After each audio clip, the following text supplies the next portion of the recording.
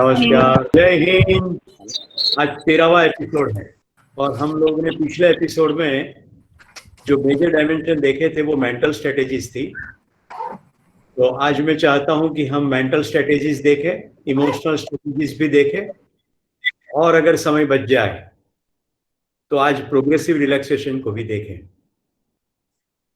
तो दोस्तों, mental strategy में मैंने जो पहले बताया था, हम स्ट्रेसफुल इसलिए होते हैं कि हम एडवांस में प्लानिंग नहीं करते। दूसरी बात, एक साथ मल्टीपल टास्क इम्पॉसिबल घटना है, हम देख चुके हैं।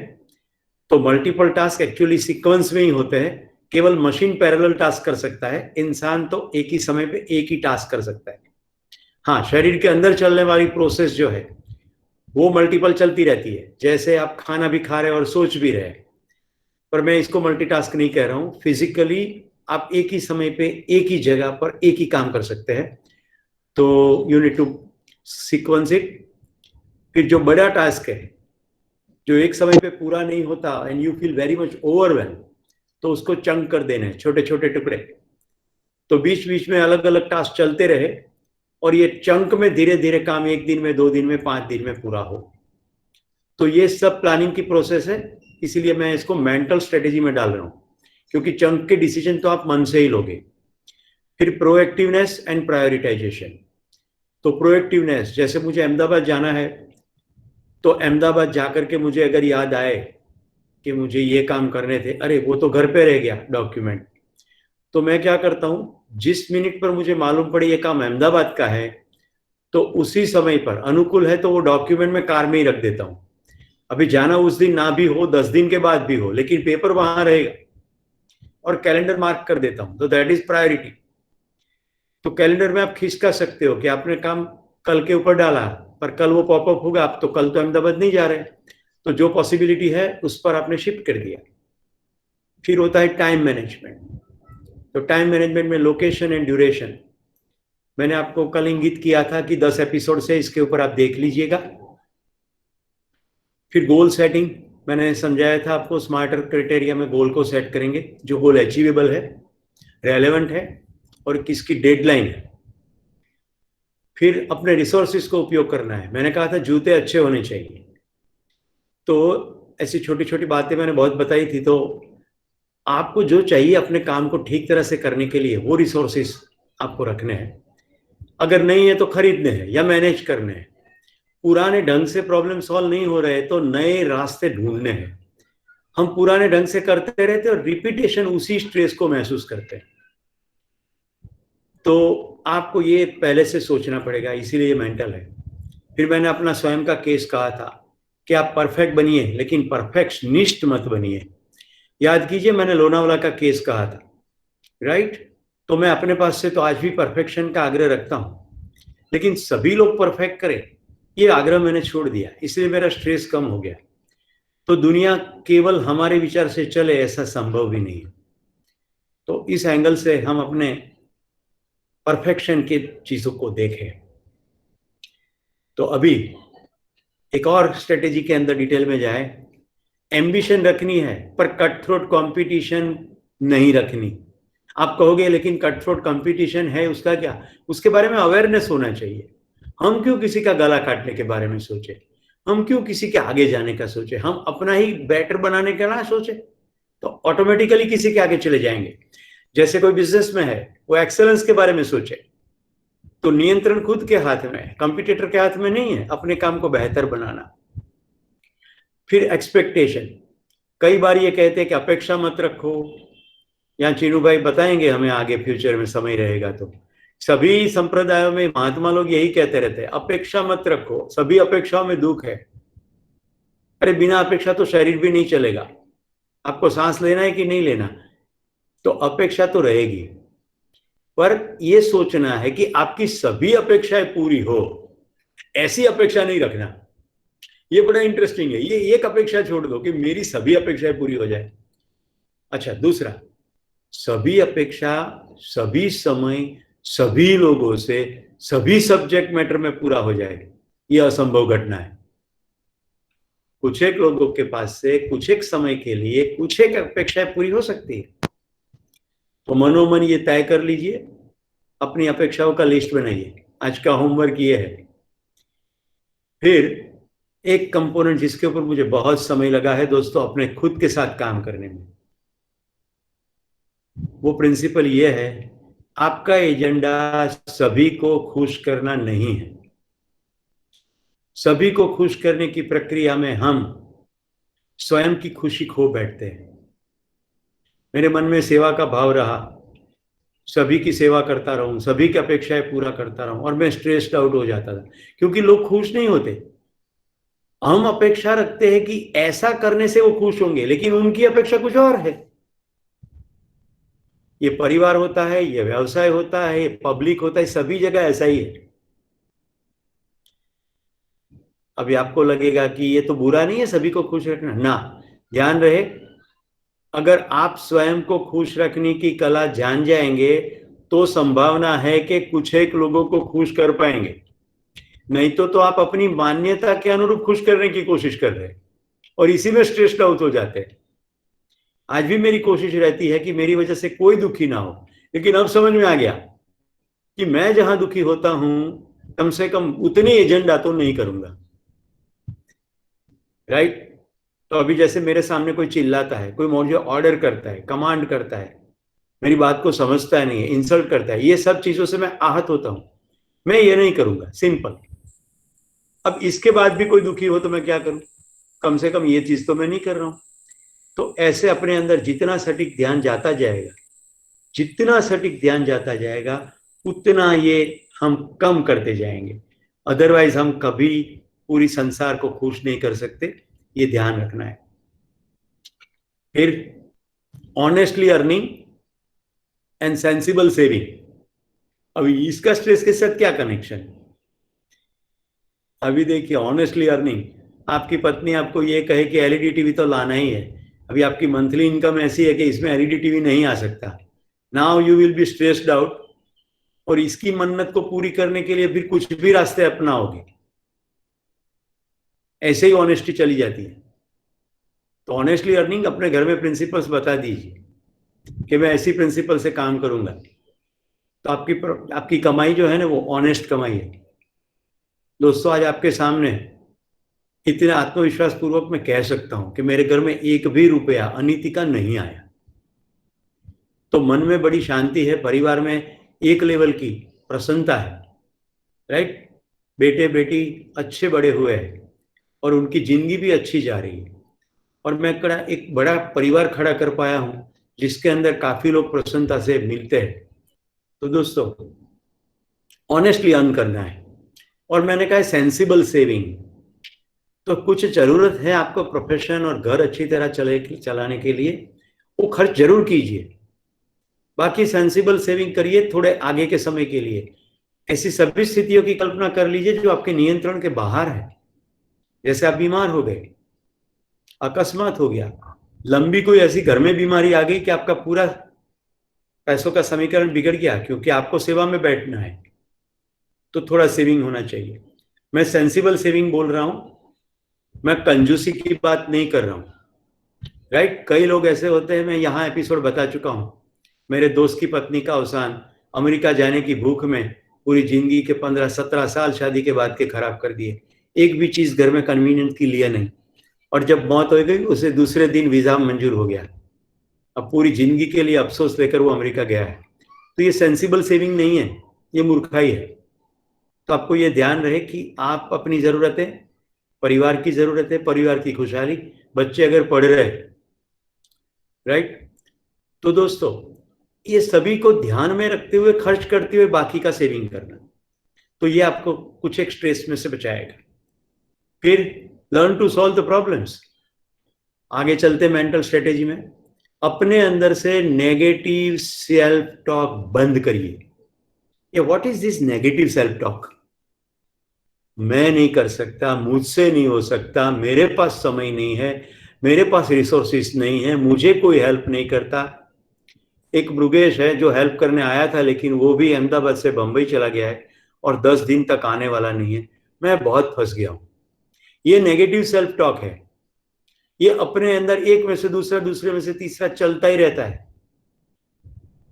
मैं सफिशिएंट नहीं हूं। ये पूरी नेगेटिव सेल्फ टॉक का सार है। मैं सफिशिएंट नहीं हूं, मैं तो कैपेबल भी नहीं हूं कि रिसोर्सिस मैनेज कर लूं, इसलिए मैं सफिशिएंट नहीं हूं। तो मैं सफिशिएंट नहीं हूं, मेरे रिसोर्सेज सफिशिएंट नहीं है, अपॉर्चुनिटी सफिशिएंट नहीं है। तो मैं बता रहा था नेगेटिव सेल्फ टॉक। अब सोचते हैं उसको रिप्लेस कैसे करें। तो रिप्लेस करने का एक ही तरीका है, वो टंकी और नींबू शरबत याद कीजिए। अंकित के घर गया, उसने मुझे नींबू शरबत पिलाया। मैं तो टेक्नोलॉजी सीख गया कि पानी उसमें नींबू निचोड़ो तो नींबू शरबत बनता है। मैं तो घर गया, मेरी पत्नी को कहा चल ऊपर, तो थर्ड फ्लोर पर हम गए जहां 1000 लीटर की पानी की टंकी है।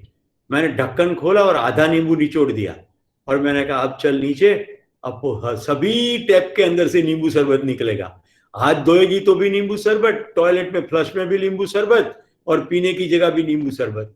कितना बढ़िया अंकित ने टेक्नोलॉजी दिखाया मुझे। आई थिंक मुस्कुराते मुस्कुराते समझ में आ गया होगा। डायल्यूशन, नेगेटिव सेल्फ टॉक में से निकलने का एक ही रास्ता है, पॉजिटिव सेल्फ टॉक इतनी हद तक बढ़ा दो कि वो नेगेटिव सेल्फ टॉक डायल्यूट हो जाए।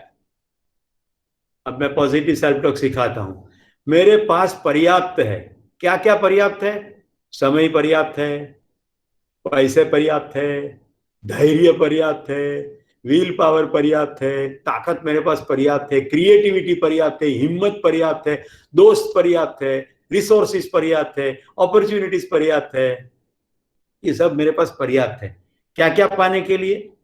मेरे सभी प्रॉब्लम सॉल्व करने के लिए, मेरी जरूरतों को पूरी करने के लिए, मेरे गोल को अचीव करने के लिए। अब यहां एक व्यक्ति अभी ऐसा सोच रहा है, ऐसे सोचने से थोड़ी होता है सुरेश भाई। तो ध्यान रहे, ये स्ट्रेस मैनेजमेंट का प्रोग्राम है। ऐसे सोचने से आपकी मन की स्थिति सुधरती है। जब मन की स्थिति सुधरती है, स्ट्रेस में से आप रिलीज हो जाते हो, तो मन की शांत अवस्था में आपकी क्रिएटिविटी बढ़ जाती है। तो ये सब सेल्फ टॉक पॉजिटिव करने से आप ट्रांक्विल स्टेट ऑफ माइंड में जाते हैं। ऐसे बोलने से रिसोर्सेज नहीं आ जाते। अब आपको रिसोर्सेज दिखने लगते हैं जो पहले थे लेकिन ध्यान नहीं था। तो मूल बात तो यही है कि हमारे पास पर्याप्त है। तो ये फार्मर सोचता है मेरे पास पर्याप्त है, तो आप सोच लिए अपने बारे में। तो ये सब जितनी भी चीजें हैं, ये आपको सेल्फ टॉक पर्याप्त की करनी है। इसके चलते मन शांत होगा, जो रिसोर्सेज नहीं है वो दिखने लगेंगे, जो ऑलरेडी नहीं है उसको मैनेज कर पाएंगे। फिर मैं आपको एक नया क्वेश्चन देता हूं आज। आपने ये क्वेश्चन सुना होगा, IQ, इंटेलिजेंट क्वेश्चन, राइट? फिर सुना होगा EQ, emotional question.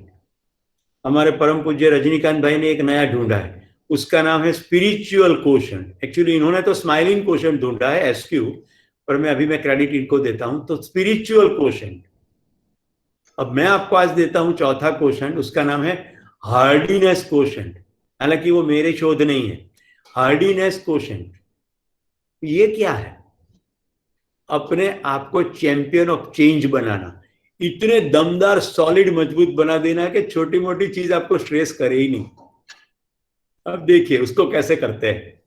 Hardiness question मतलब मैं हर एक प्रकार के चेंजेस कर सकता हूं, मैं चेंज को भी चेंज कर डालूंगा। ये कितने कैसा स्टेटमेंट है। हमारे परमवीर, एक शहीद वीर ने ये कहा कि इतना तो मैं कैप्चर करके आऊंगा, अगर सामने मौत भी आ गई तो मौत को भी मार दूंगा। सी द स्पिरिट, मौत को भी मार दूंगा। ये पावर है, ये हार्डीनेस क्वेश्चन है। To change, to be able to change and to be ready to change anything. चलो सभी को सिखाता हूं, सभी अपनी आंखें बंद कर दीजिए। इतने 63 एपिसोड हुए, एक ही बार में शायद कुछ बात के लिए आंखें बंद करवाई थी। चलिए आंखें खोल दीजिए। तो ये तो छोटा सा चेंज था और मेरे कहने से आपने किया, राइट? अब अपना राइट हाथ उठाइए और अपने लेफ्ट गाल पे थप्पड़ मारिए।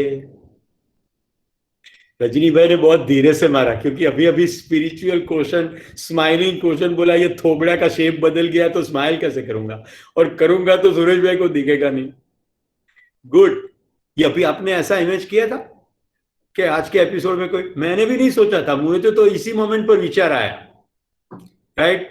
तो देखिए, ये आपने नहीं सोचा था, this is the change, right. अभी इतना मैंने जो भी किया आपने एक्सपेक्ट नहीं किया था, तो आप अभी कर रहे हैं, तो ये है चेंज।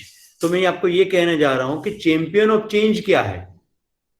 आपको चैंपियन ऑफ चेंज बनना है, अपने मन को भी बदलना है, शेड्यूल को भी बदलना है, दिशा को भी बदलना है, जगह को भी बदलना है, फोकस को भी बदलना है। कौन कहता है कि ऐसा ही करे, कहां लिखा है ऐसा?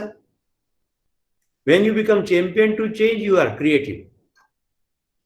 हाँ, 3 चीजें नहीं करनी, इलीगल नहीं करना, कोई चीज इलीगल नहीं करनी, भारत के संविधान को नुकसान पहुंचे ऐसा कुछ नहीं करना, राइट। एक चीज ये होगी।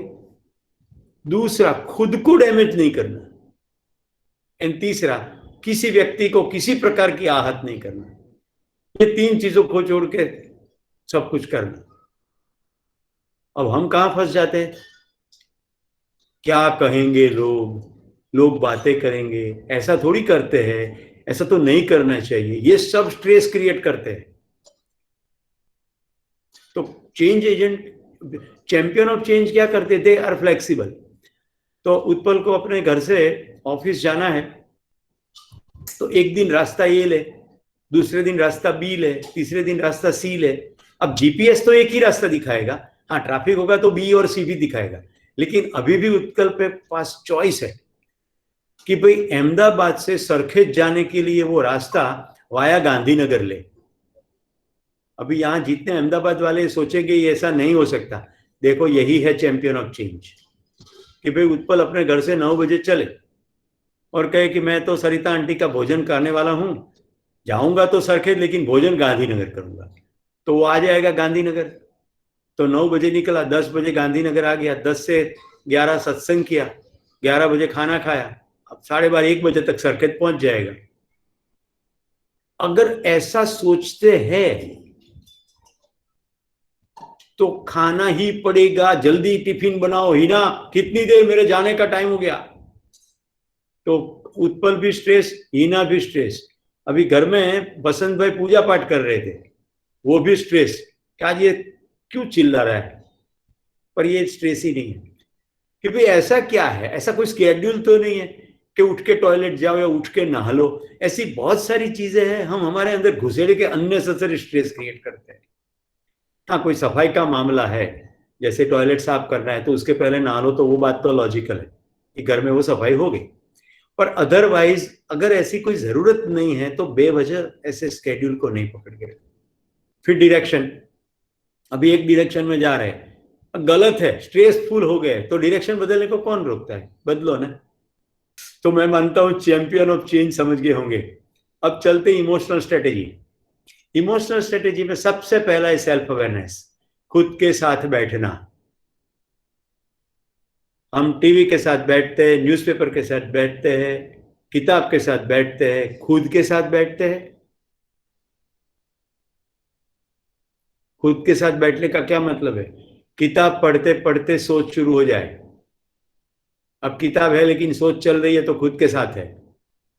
टीवी चल रहा है, घर वाले सभी टीवी देख रहे हैं, लेकिन आप तो खुद के साथ हो, आपको टीवी नहीं दिखाई दे रहा है, आप अपने अंदर सोच में चले गए, राइट, चल रहे हो, सोच रहे हो।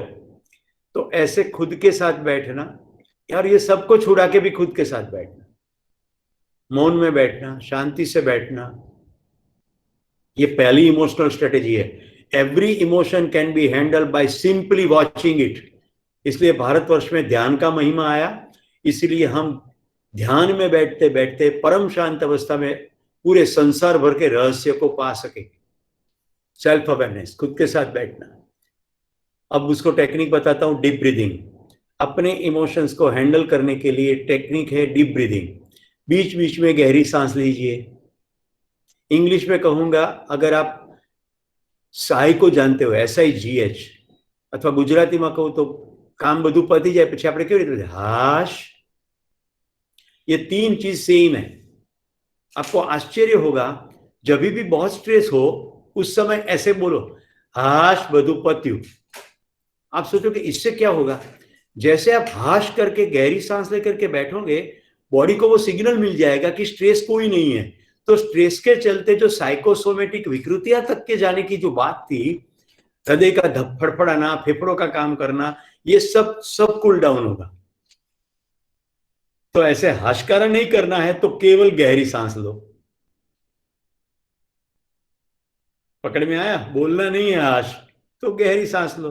तो जब भी स्ट्रेस हो, डीप ब्रीदिंग, ये गहरी सांस की टेक्निक मैंने बता दी।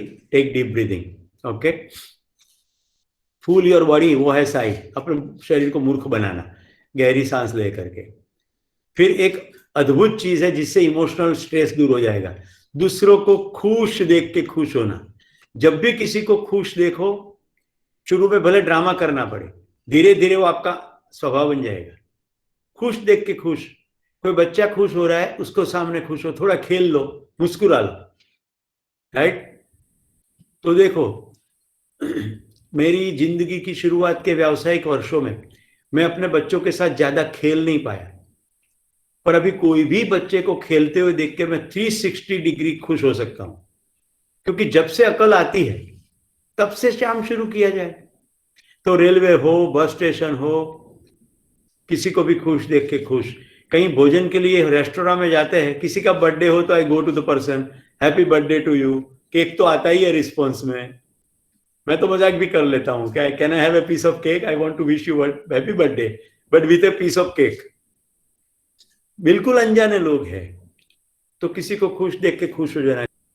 तो ऐसा तो बेर मिनिमम कर सकते हैं, खुश होके खुश होना। मैत्री भाव वाला गीत में भी मैंने समझाया था। फिर याद कीजिए, मैंने वो लाफ्टर वाला समझाया था आपको, लाफिंग थेरापी की बात की थी, सत्यमेव जयते का एपिसोड बताया था। तो ये भी इमोशनल स्ट्रेटेजी है। तो लॉरेल हार्डी, चार्ली चैपलिन और हमारे जितने भी है, मुस्कुराते हुए जो भी प्रेजेंटेशन हो रहा है उसको सुनिए। कवि सम्मेलन, हास्य कवि सम्मेलन के अटेंड कीजिए। अपने एटीट्यूड को पॉजिटिव बनाना होगा, दैट्स वेरी वेरी इंपॉर्टेंट। अब इसको कैसे बनाएं?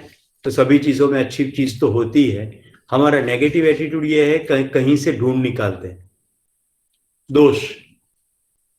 पॉजिटिव एटीट्यूड किसको कहेंगे? अच्छा क्या लगा, अच्छा क्या हुआ, अच्छा क्या दिख रहा है, इस व्यक्ति में अच्छाई क्या है, इस स्थिति में अच्छाई क्या है। अरे यहां तक सोचिए कि मोस्ट नेगेटिव स्थिति में भी अच्छाई क्या है।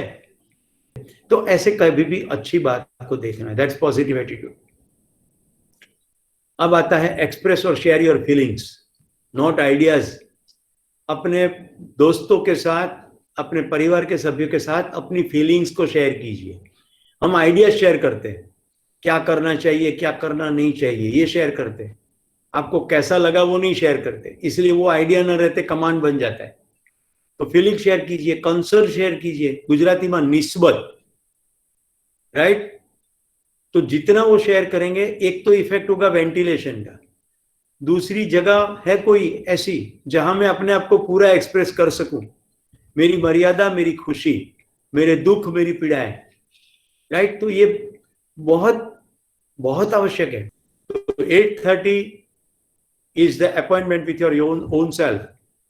तो स्ट्रेस मैनेजमेंट की मैं मास्टर टेक्निक आपको दिखाता हूं। कैलेंडर अपना खोलेंगे, उसमें मार्क कर देंगे लंबी line, 8:30 to 9:30 quality time for my life. ये कैलेंडर में बार बन जाएगा, क्योंकि आप डेली मार्किंग करोगे, रिपीटेशन डेली बोलोगे। आई थिंक मेरी भाषा समझ रहे हो। एंड्रॉयड फोन सब यूज करते हैं, उसमें कैलेंडर होता है। कैलेंडर में इवेंट क्रिएट करो, 8:30 to 9:30 quality time for my life, अथवा फॉर लाइफ। माई क्या होता है, उसमें परिवार भी आए, दोस्त भी आए, तो life, quality time for life. फिर रिपीट डेली, तो सैटरडे संडे भी इसमें आ गए। अब वो बार दिखेगा, एक लंबी लाइन दिखेगी, ओके। तो मेक श्योर ऐसे करें। तो आज से शेड्यूल नया आपके मन में सेट हो गया है। तो being the champion of the change, एक चेंज ये हो गया, be happy to see others happy. घर पे अलग लोगों को हैप्पी देख के खुश होना, लाफ्टर थेरापी का भी प्रयोग कर लेना। पॉजिटिव एटीट्यूड तो है ही, इस पे पॉजिटिव साइन है। अपनी फीलिंग शेयर करने का भी मौका मिला है। और अपने खुद के बिहेवियर पर लाफ कर लो या क्राई कर लो, बट नोट ऑन योर समय एंड संजोग। हम क्या करते हैं, समय और संजोग पर रोते हैं। मैं कहता हूं खुद के ऊपर रो कि मेरी गलती हो गई, मैंने बहुत ज्यादा काम ले लिया, अब कर नहीं पाता हूं, रो लो, नो प्रॉब्लम। और मेरी गलती हो गई, हंस लो, खुद के ऊपर हंस लो, मारवाड़ी जोक याद करना। देखिए हम समाज में झगड़ा कहां करते, दूसरों के ऊपर हंसते हैं कि वो कैसा करता है, ऐसा करके हंसते हैं और स्ट्रेस मोड लेते हैं। तो किससे गलती नहीं होती, सबसे गलती होती है। अपनी गलतियों पर हंस लो, अपनी गलतियों पर रो लो, एक्सप्रेस इट आउट। देखो अब फाइनल स्टेज में हम पहुंचे हैं इमोशनल स्ट्रेटेजी में। लोग जो क्या कहेंगे, बात करेंगे, ये सबको भूल के अपनी फेलियर को एक्सेप्ट कर लेना है। अब आपकी फेलियर लोग जानेंगे तो क्रिटिसाइज करेंगे, पर उसके पहले खुद ही स्वीकार कर लो ना कि मेरी गलती हो गई। माफी मांगने की जरूरत पड़े तो माफी मांग लो, हल्के हो जाओ। देखो मैंने सूरत में से ये पाया है, किसी व्यक्ति ने मुझे शेयर किया था कि झगड़ा हो जाए तो मैं कहता हूं मैं नहीं, तू शिवाजी, बस तू शिवाजी। मैंने कहा ये क्या तू शिवाजी, मतलब कि अपने साव विनम्र, अपनी ही गलती, आपकी कोई गलती नहीं, आप किंग। तब से मैंने ये सूत्र सीख लिया, मनोमन बोल दी ना अभी तू शिवाजी, मेरी ही गलती, तुम्हारी कोई गलती नहीं, मेरी ही गलती। तो कम से कम अपने अंदर से स्ट्रेस तो गया। तो युद्ध क्षेत्र को छोड़ दो, क्योंकि दुनिया कुरुक्षेत्र बनाने के लिए नहीं है, हमारी जिंदगी कुरुक्षेत्र का मैदान नहीं है। फिर अपने गोल्स को एडजस्ट कर लीजिए। कई लोग एक ऐसे गोल रख लेते हैं, अचीव नहीं कर पाते, फिर स्ट्रेसफुल हो जाते हैं। तो गोल को एडजस्ट कीजिए, इतना काम आज के दिन में करेंगे, जो कर सकते हैं वो आपका गोल एडजस्टमेंट हो गया। जो नहीं कर सकते, ऐसे एक दिन में गोल सेट किए, उसको फिर से रिवाइज करो, फिर अपनी जरूरतों को रिड्यूस करो। अब आप कहोगे क्या सादाई से जिंदगी जिए, हाँ मैं बिल्कुल यही कहने वाला हूं। सादगी का क्या मतलब है, जिस चीज को आप मैनेज कर सको इतनी यूज करो, तो सादगी कंपेरेबल होगी, खुद के साथ ही, दूसरों के साथ नहीं। कि पहले मैं इतना प्रयोग करता था, चलो आज बैठ के देखूं कितना चाहिए। अब ये नई सादगी का डेफिनेशन है। ध्यान रहे, मृगेश को अपनी कार में अपना मोबाइल चार्ज कर सके वैसा केबल चाहिए, साथ में 10,000 mAh ऐसा जो कुछ भी होता है, मिली एम्पियर आवर, ऐसा उसको पावर बैंक चाहिए। कहां मैं बोल रहा हूं, कार में। ऐसा ही पावर बैंक और चार्जिंग केबल इनको अपने ऑफिस में चाहिए, और ऐसा ही उनको घर में चाहिए।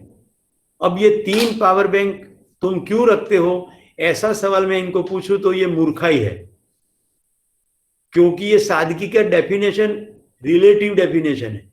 आपका जो काम है उसके अनुरूप आपको रिसोर्सेस चाहिए। पर अगर ये मेरे घर आए और देखे कि सुरेश भाई तो एक ही चार्जर यूज करते हैं, सभी जगह वो अपने साथ ले चलते हैं, चलो मैं सादगी कर लेता हूँ, बाकी के चार्जर को छोड़ देता हूँ, पावर बैंक को भी छोड़ देता हूँ। अब वो इतने स्ट्रेस्ड आउट हो जाएंगे, क्योंकि वो घर से निकल के ऑफिस पहुंचेंगे, अब ऑफिस में चाहिए नहीं है, या फिर बात करते करते पूरा डिस्चार्ज हो गया फोन, उस समय नहीं है, वो ट्रैवलिंग में कहीं है, नहीं है।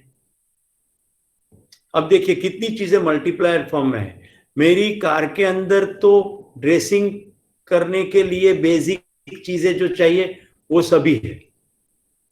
कई लोग रखते होंगे, पर मैं जितना रखता हूं तो बहुत हार्डली कम लोग रखते होंगे। कैन यू इमेजिन, मेरे कार के अंदर फुट पंप है, जिससे बाइक के या साइकिल में हवा भरते हैं। आपको लगेगा ये तो हद हो गई, तो पिछले 20 से अधिक सालों से मेरी कार के अंदर फुट पंप है। सावलिया फुट पंप ही यूज करता हूं, और सभी प्रकार की घटनाओं में से गुजरा हूं, लेकिन कभी मेरा स्केड्यूल आज तक टूटा नहीं। कुदरत, ईश्वर, अल्लाह ने मेरी लाज रखी है। एक एपिसोड कहूंगा तो आपको मजा आ जाएगा। अहमदाबाद से वल्लभ विद्यानगर के लिए मेरे कजिन की शादी के लिए चला, गाड़ी नॉन स्टॉप चली, और मैं घर पहुंचा जहां से बारात चलने वाली थी। गाड़ी पार्किंग में रखी और टायर फ्लैट हो गया। अभी बारात को चलने में एक आध घंटे की देर थी, तो वहां गाड़ी पार्क, किसी ने ध्यान गया कि भाई तुम्हारी तो फ्लैट हो गई। मैंने कहा कोई बात नहीं, अपने रेडियल टायर है और अपने पास फुट पंप है। बोल तेरे पास क्या है? बोले मेरे पास फुट पंप है। आवाज भर दी, चल पड़े। फिर बारात पहुंच गई, उसके बाद जो भी करना था वो भी हो गया। माई पॉइंट इज, इतने सालों में 3 बार फुट पंप काम आया, पर तीनों बार उसने बरोबर एन मौके पर मेरी सेवा की। And now you will surprise my family member also say, कितना सामान उठा के चलते हो? सादी थैली, कपड़े की थैली, प्लास्टिक की थैली। Are you with me? Right? तो अभी जिनका भी ट्रैवल है, जरा सोचिए कौन सी चीजें ऐसी है। At any moment, at any moment if someone says Suresh भाई चलना है, तो it takes only 10 minutes. Now 10 minutes for what? कहां चलना है और कितने दिन तक चलना है, उसके अनुरूप मुझे केवल कपड़े भरने, वो भी तैयार है। मेरे वार्डरोब में फिक्स है, विंटर क्लोथिंग अलग, समर क्लोथिंग अलग, मॉनसून क्लोथिंग अलग, 3 ही खाने हैं। इससे अधिक मुझे चाहिए नहीं। उसके अंदर जितने कपड़े समय, उससे अधिक चाहिए नहीं। मैं खुद के कपड़े धोता तो नहीं हूं, मशीन धो लेता है। सूखे हुए कपड़े को फोल्ड कर देता हूं, उसको जगह पे रखता हूं, आयरन में देना है तो देता हूं, वापस उसी जगह चलता है। मैंने वो काम कभी नहीं किया पत्नी को कि मेरा टॉवल कहाँ है, मेरे हाथ हैंडकरचिप कहाँ है। कई लोग हिंदी फिल्म में से ये सीखते हैं, ऑफिस जाते समय कहे मेरा हैंडकरचिप कहाँ है। अभी वो प्यार का एक्सप्रेशन हो तो ठीक है, चालू रखिए, पर इसमें भी खिटपिट होती हो तो वो अच्छा नहीं। बेचारी पत्नी किचन के अंदर दोनों हाथ चने के बेसन वाले हैं, और आप कहते मेरा हैंडकरचिप का है, उनको हाथ धो के आपको हैंडकरचिप देना पड़ता है, फिर से किचन में उलझना। तो दैट्स नॉट फेयर। तो केवल मैं तो ये सब पॉइंट बता रहा हूं, आप अपने हिसाब से हिसाब लगा लीजिए। तो ये सब चीजों में जितने आप स्वावलंबी होंगे, इतना फायदा। तो मैंने ये कहा कि कुरुक्षेत्र नहीं करना है, किसी छोटे छोटे क्षेत्र में कुरुक्षेत्र बन जाता है। फिर प्यार करो इंस्टेड ऑफ हेट। मेरे पर्स में भगत सिंह का फोटो पहले रहते थे, अब भगत सिंह के साथ doctor Vikram Batra, I mean Paramvir Chakra Vikram Batra साहब का रखने लगा जब कारगिल हुआ। अभी विक्रम बत्रा साहब के साथ मेजर ऋषिकेश रामानी का है, जो अहमदाबाद के शहीद हुए। ये पर्स खोलता हूं ना, पैसे भी दिखता है और स्लीव में से फोटो दिखता है, तो याद रहता है। बहुत लोगों ने हमारे लिए जान दी है, इस पैसों पर केवल मेरा अधिकार नहीं है। जिंदगी अच्छी तरह जीनी है, पैसे को अच्छी तरह खर्च करने हैं, केवल स्वार्थवश जिंदगी जीनी नहीं। तो ये हो गया लव इंस्टेड ऑफ हेट। जिसको हाथ नहीं है, पांव नहीं है, पैसे नहीं है, परिवार नहीं, उनके साथ अपने को कंपेयर करो तो भी स्ट्रेस रिलीज हो जाएगा।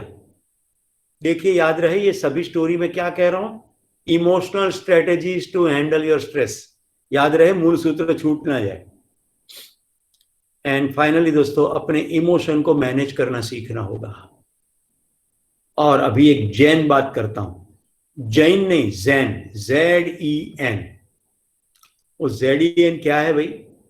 भगवान बुद्ध ने ध्यान शब्द कहा, वो जहां जहां घूमे उस क्षेत्र का नाम था भगवान बुद्ध का विहार क्षेत्र। विहार, आज उस राज्य का नाम है बिहार। जहां परम शांति की बात हुई वहां परम टेंशन है, क्योंकि हमने भगवान बुद्ध को वहां से देश निकाला कर दिया। भगवान बुद्ध के उपदेश वहां से Nepal, Burma, China, Tibet, Japan तक पहुंचा। तो भगवान बुद्ध का ध्यान शब्द धीरे धीरे अपभ्रंश होते होते जैन बन गया, जिसका स्पेलिंग है ZEN। तो केवल एक जैन स्टेटमेंट बोलता हूं, अगर आपको पकड़ में आए तो ऐसी टेक्निक आ गई कि कभी भी स्ट्रेस आएगा तो इस बात को याद कर लोगे। जब भी कांच के कोई भी बर्तन को देखो, उसको टूटा हुआ देखो।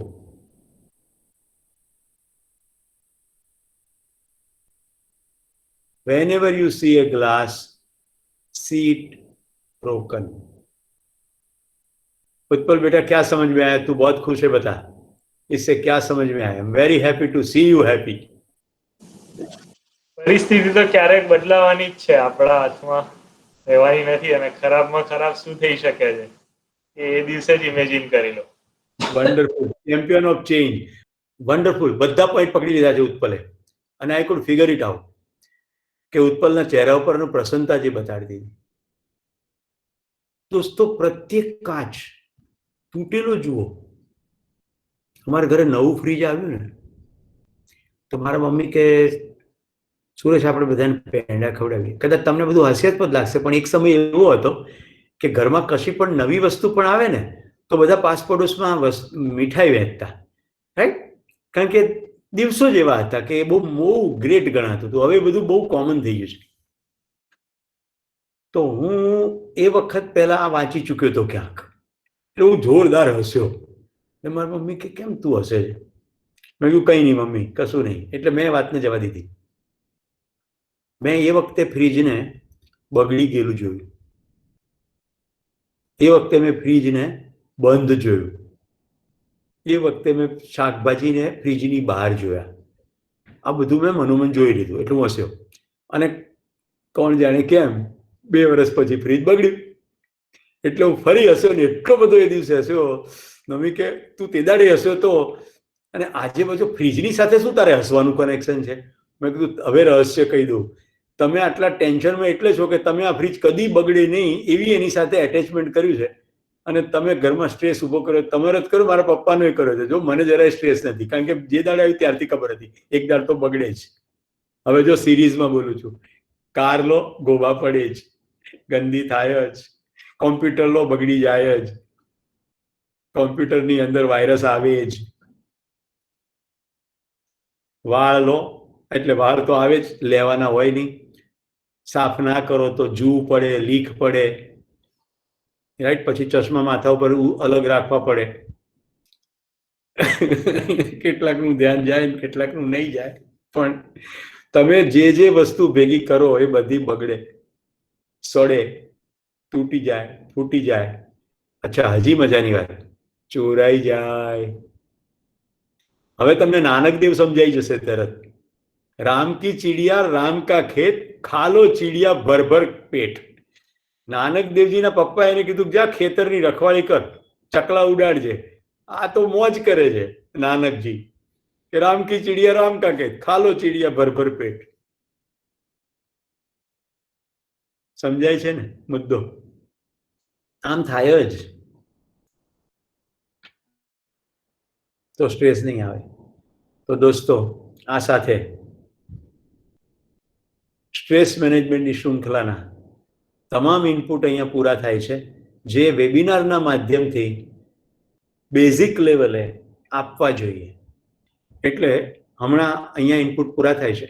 હવે ત્રણેય વસ્તુ, ફિઝિકલ, મેન્ટલ ને ઇમોશનલ, આ ત્રણેય સ્ટ્રેટેજીનો જો એક વસ્તુમાં સમન્વય થતો હોય તો એનું નામ છે શવાસન અથવા પ્રોગ્રેસિવ રિલેક્સેશન. તો એના માટે બધા હવે તૈયાર થઈ જાઓ. પ્રોગ્રેસિવ રિલેક્સેશનનું આ નાનકડું સેશન હું 10 મિનિટનું લઈશ.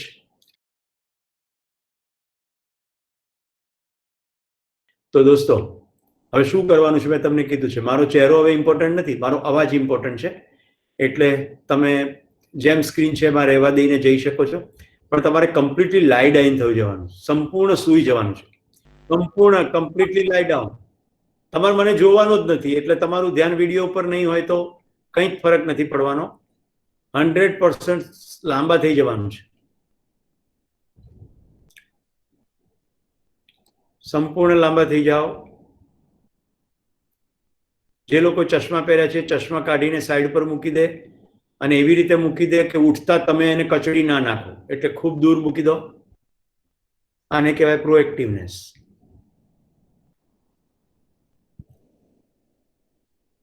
सो हम प्रोग्रेसिव रिलैक्सेशन की टेक्निक सिखाने में जा रहा हूं, अथवा शवासन. प्रोग्रेसिव रिलैक्सेशन अथवा शवासन. सो लाई डाउन कंप्लीटली, दोनों आंखें बंद, दोनों पांव थोड़े खोल दीजिए, 1-1.5 फीट, जैसा आपको कंफर्टेबल लगे। इसमें अंतर का कोई हिसाब नहीं है, आप 2 फीट भी कर सकते हैं। केवल आपको रिलैक्सेशन महसूस हो, पाँव में कोई जगह तनाव ना हो, ऐसे पाँव को खुला छोड़ दीजिए। ऐसे ही दोनों हाथ को साइड में खुला छोड़ दीजिए, जैसे आपको ठीक लगे, हथेली आकाश की तरफ या भूमि तरफ, जैसे ठीक लगे। मोस्ट ऑफ द पीपल को हमेशा हथेली आकाश की तरफ खुली ठीक लगती है, पर जरूरी नहीं है। दोनों हाथ हो सके इतने कंफर्टेबल हो सके इतने ही फैलाएं। ऐसा नहीं है कि आप जैसे एक्सरसाइज पोज में हाथ को घुमाते हो ऐसे परपेंडिकुलर करना, ऐसा मैं नहीं कह रहा हूं। साइड में खुले। अब हमारा पूरा ध्यान अंगूठे की ओर चला जाए, पांव के अंगूठे और उंगलियों, अंगूठे उंगलियों के पूरे समूह को पहले लेफ्ट पांव लीजिए, पूरा खींचिए नीचे की ओर और फिर ढीला छोड़ दीजिए। अब राइट पांव लीजिए, अंगूठे और उंगलियों के समूह को स्ट्रेच कीजिए और फिर ढीला छोड़ दीजिए। जब ढीला छोड़े मेरे साथ मनोमन बोलते जाए, रिलैक्स रिलैक्स।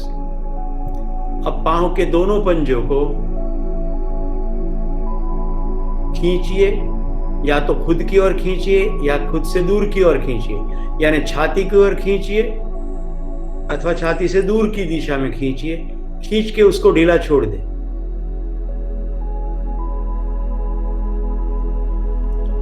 अब अपनी पिंडलियों पर ध्यान चला जाए, घुट्टी और पिंडली यानी एंकल।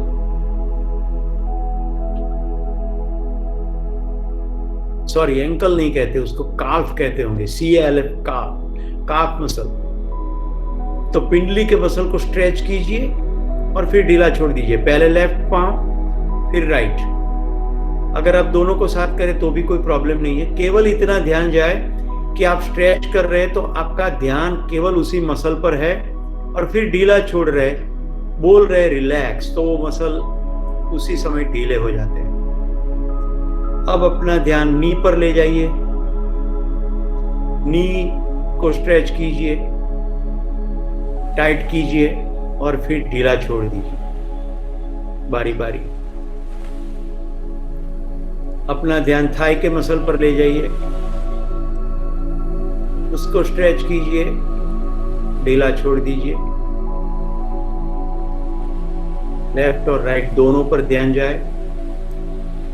હવે મિત્રો ગુજરાતીમાં સાથળનું મૂળ, जो आपका ग्रोइन एरिया है, सेक्सुअल ग्लैंड वाला एरिया जो है, वो पांव जहां दोनों इकट्ठे होते हैं, वो जो एरिया है उसको थोड़ा स्ट्रेच करके ढीला छोड़ दीजिए।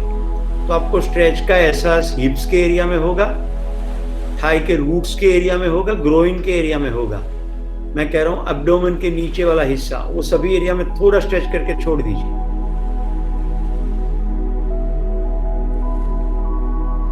अब आपका ध्यान पेट पर ले जाइए। अभी तक पहुंचते पहुंचते आपका बिल्कुल हर एक मसल के ग्रुप पर ध्यान गया है। अब यहाँ कोई खींचने की जरूरत नहीं है, केवल ध्यान से पेट के मसल पर ध्यान दीजिए, ढीला छोड़ दीजिए, रिलैक्स। अपना ध्यान चेस्ट पर ले जाइए, दीजिए ध्यान, चेस्ट खुल रही है, सिकुड़ रही है। मनोमन बोलिए रिलैक्स। अब आप अपना ध्यान लेफ्ट हैंड के पंजे पर ले जाइए, सभी उंगलियों को सिकुड़ के मुट्ठी बनाइए, मुट्ठी कस के दबाइए और फिर ढीले छोड़ दीजिए।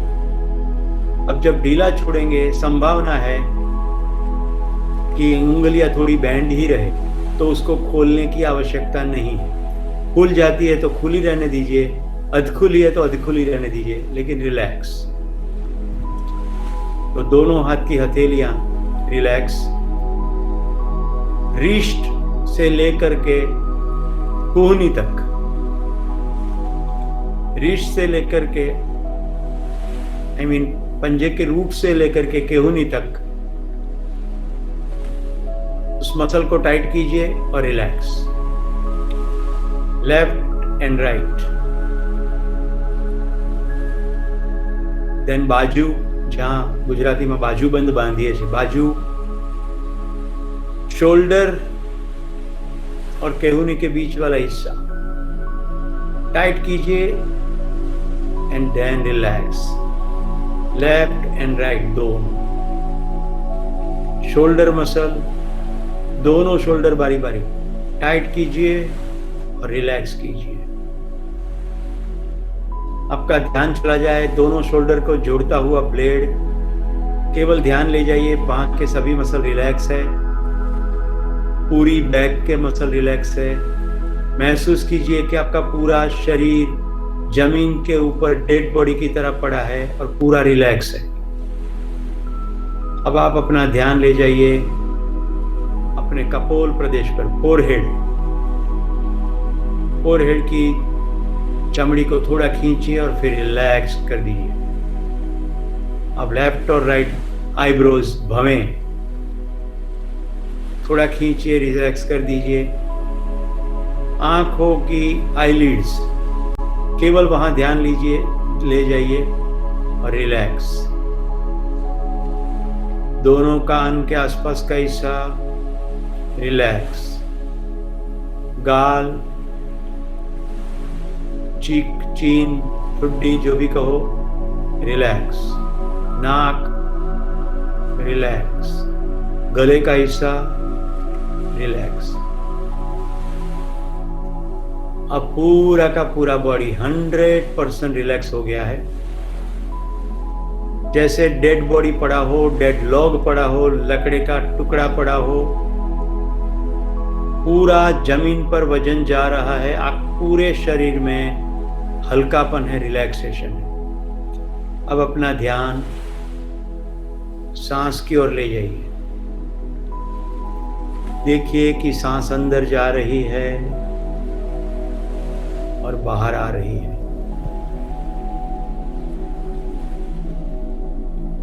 जैसे सांस अंदर जा रही है, आपकी छाती और पेट का हिस्सा थोड़ा फूलता है। इट्स ओपनिंग अप, फूल रहा है, एक्सपांडिंग अप। जब सांस बाहर निकल रही है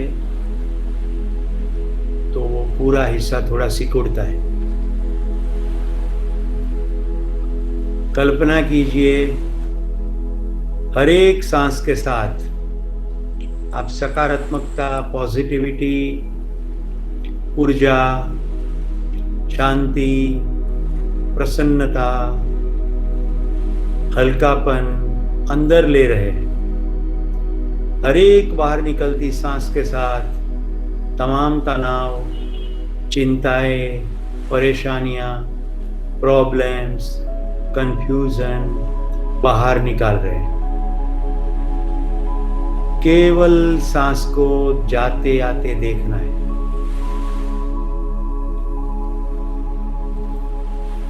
केवल सांस को जाते आते देखना है।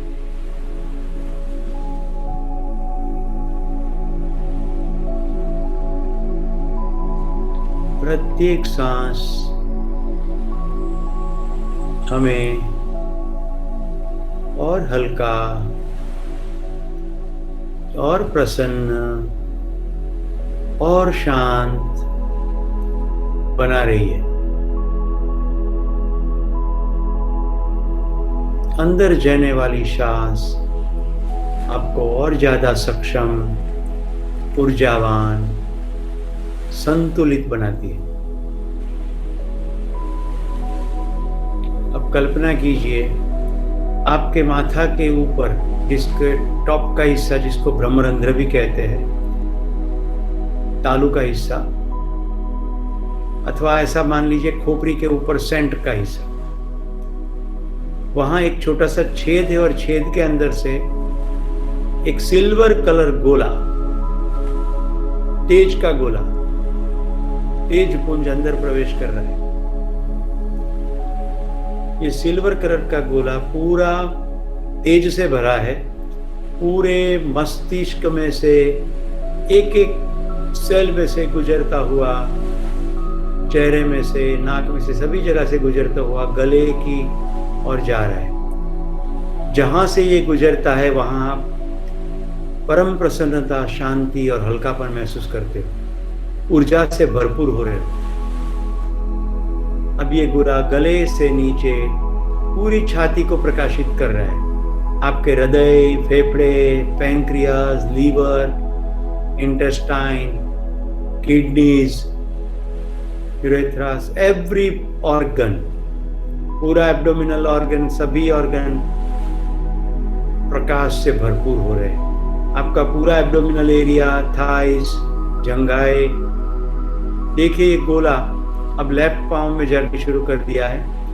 पूरा पेट प्रकाशित हो चुका है, पूरा बैक प्रकाशित हो चुका है। अब आपका लेफ्ट पाँव थाई में से गुजरता हुआ गोला नी तक पहुंचा, नी से नीचे घुटने तक पूरा प्रकाशमान, ऊर्जामान, पूरा लेफ्ट पाँव। अब ऐसे ही राइट थाई में से गुजरता हुआ राइट नी, राइट का मसल, घुट्टी, अंगूठे तक पूरा पांव प्रकाशित हो चुका है।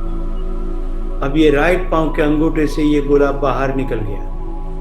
आपका पूरा शरीर प्रकाशित है और ये पूर्ण प्रकाशित ऊर्जा से भरपूर शरीर में से हल्की हल्की कुछ बूंदे टपक रही है, जमीन की ओर जा रही है। ये आपके शरीर में से सभी प्रकार के तनाव, नकारात्मकता, नेगेटिविटी और अंधकार को टपका रही है। ये सब टपक टपक के निकल रहा है। आपका शरीर और हल्का हो रहा है, और हल्का, ऊर्जा, प्रकाशमान। प्रसन्नता को महसूस कीजिए, ध्यान ले जाइए सांस की ओर। प्रत्येक सांस अब आपको एक नई ताजगी से भर रहा है। यू आर फ्रेश, ताजा, हल्के, प्रसन्न, शांत, संवादी। You are in harmony with your total self, harmony with the whole world, tranquil state of mind, very peaceful, blissful, energetic, illuminating, light.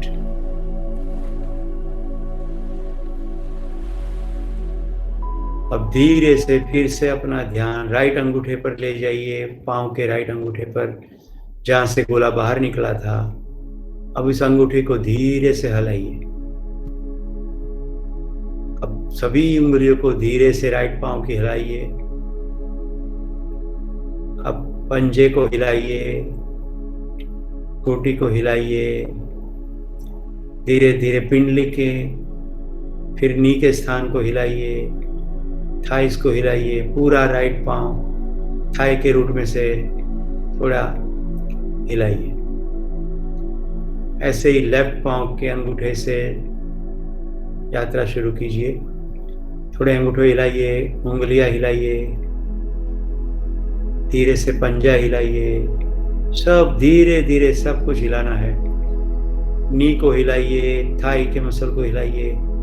दोनों पांव को अपने थाई के रूट में से हिलाया। अब दोनों हाथ की उंगलियां, पंजे, आपकी मुट्ठी खुली थी, अब धीरे से उंगलियों को हिलाइए। पूरी हथेली को खोल दीजिए। हल्के से धीरे से, मुट्ठी को भींचना नहीं है, केवल मुट्ठी बांधनी है, खोल देनी है। रिस्ट को हिलाइए, कोहनी को हिलाइए, शोल्डर तक हिलाइए। आपका जो माथा है उसको धीरे से लेफ्ट या राइट हिलाइए।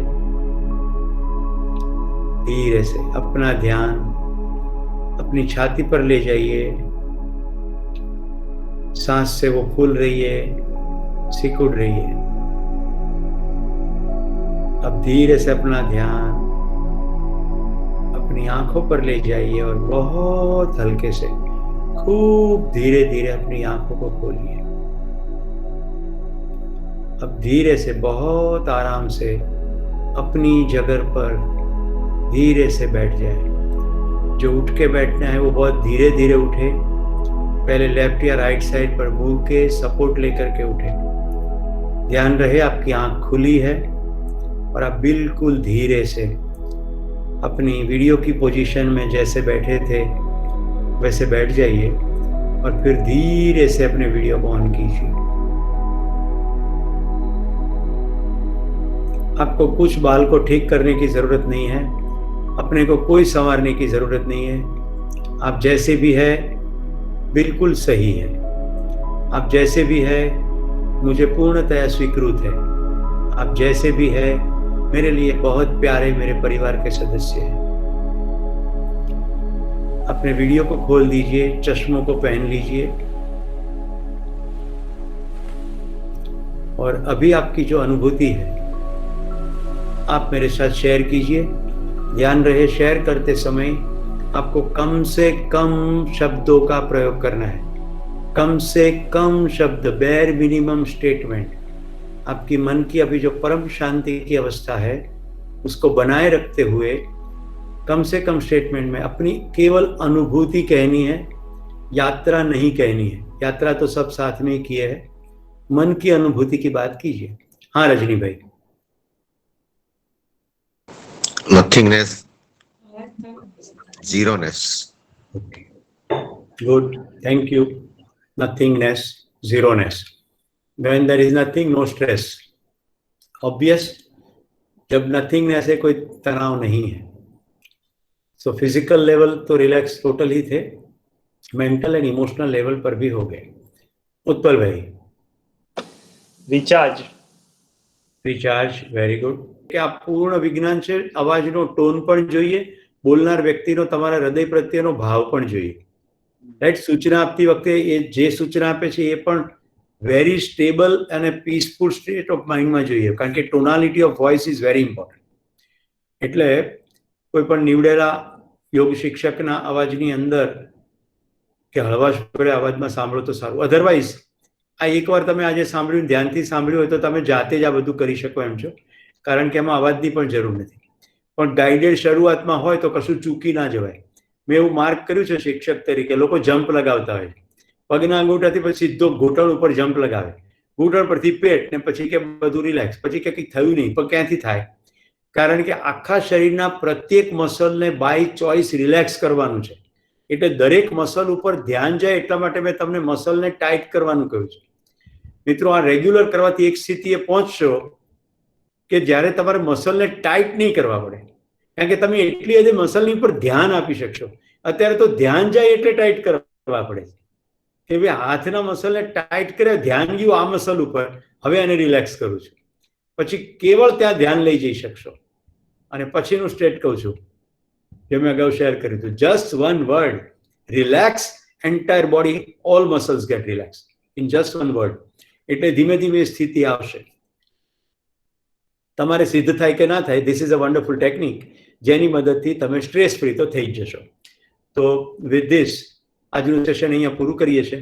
આજનું હોમવર્ક હું કહી ચૂક્યો છું, અને જેને એ બી અધર ગયું હોય તો એના માટેનું સ્પેશિયલ હોમવર્ક છે। આ પાછલા 13 એપિસોડની અંદર સ્ટ્રેસ મેનેજમેન્ટને આધારે તમે કાલની દિવસ સંપૂર્ણ નિર્ણય લેવામાં કરશો કે આટલા દિવસો આટલું સમજ્યા, હવે આપણે જિંદગીમાં સ્ટ્રેસને મેનેજ કેવી રીતે કરવો એના કેટલાક મહત્વના નિર્ણયો લઈએ, કેલેન્ડર જોઈએ, જીવનશૈલીમાં શું ફરક કરવાનો છે એ કરીએ। મેં તમને કહ્યું હતું કે ગાંઠો છોડી નાખજો, જેની માફી માંગવાની પેન્ડિંગ હોય તે માફી માંગી લેજો, બિનજરૂરી સામાન એકઠો કર્યો હોય તેમાંથી ફ્રી થઈ જજો, જેને તમારે માફ કરવાના છે એને હૃદયપૂર્વક માફ કરી દેજો, અને તમે હલકા થઈ જજો, તમે શાંત થઈ જજો, તમે પ્રસન્ન થઈ જજો। એટલું કામ તો કાલે તમે કરી શકશો બેર મિનિમમ હોમવર્કમાં। પુનઃ બધાનો ધન્યવાદ, થેન્ક યુ। ઠેઠ આટલા 63 એપિસોડ સુધી તમે મારામાં જે વિશ્વાસ મૂક્યો છે અને પોતાની જિંદગીને મધુર, સુંદર, સરસ બનાવવાના પ્રયત્ન કર્યા છે એ બદલ સૌની પ્રતિ કૃતજ્ઞતા વ્યક્ત કરું છું।